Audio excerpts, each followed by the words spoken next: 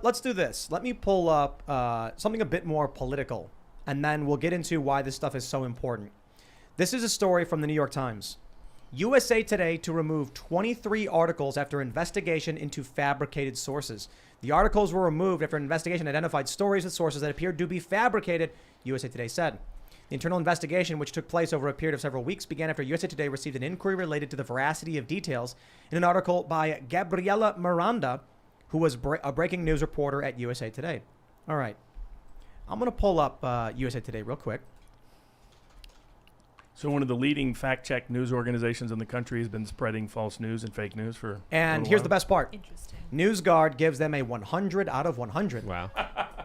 And they've actually been fabricating stories. So my question to NewsGuard is, why did you certify an organization that was fabricating stories outright? But Tim, they got it. They took them down now. So they fact-checked their own fact-checks and determined they were factually incorrect. So they should get 101. Like There's no fact-checking. There was just gulagging. They deleted 23 articles were deleted. Here's my point.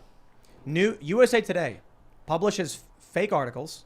NewsGuard looks at them and says, those are real. Why? Because USA Today said so. Exactly. USA is the fact check. They fact check a bunch of stuff that we say is bogus fact checking, but you get called a conspiracy theorist for calling out the bogus fact checkers. Yep. Okay. I get fact checked for the most ridiculous, stupidest things, especially when it comes to memes by these institutions. and again, another thing to kind of understand here, go on their website.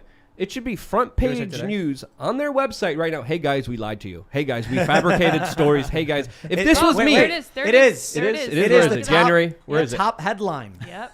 There it is. There it is. Thank goodness. Holy All right, good. Thank goodness. All right, finally.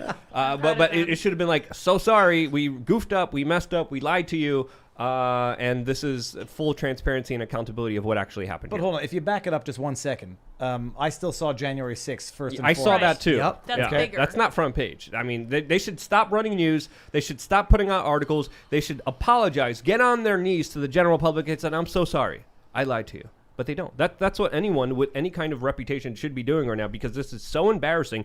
And this is not something that's uncommon. This happens a lot. There's a lot of reporters doing this. Brian Williams, another person who did this very publicly. This is why free speech is so important.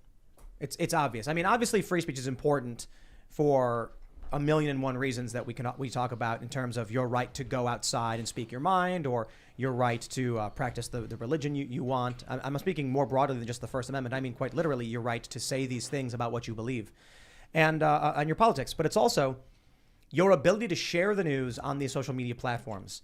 And when the news broke of censorship against conservatives, it was May of 2016, and it was Gizmodo, I believe, who said that Facebook moderators for the trending tab were deleting conservative sources from their trending news section because they believed conservative sources were fake news.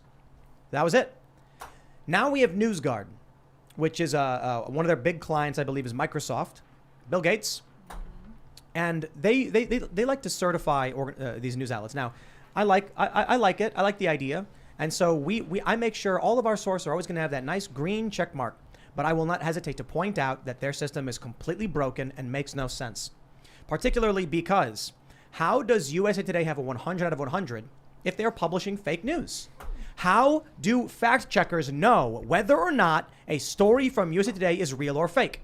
If the New York Times, CNN, or USA Today come out with a story and say, John Smith told us he sold a boat for $100, they would say it's true because USA Today said so.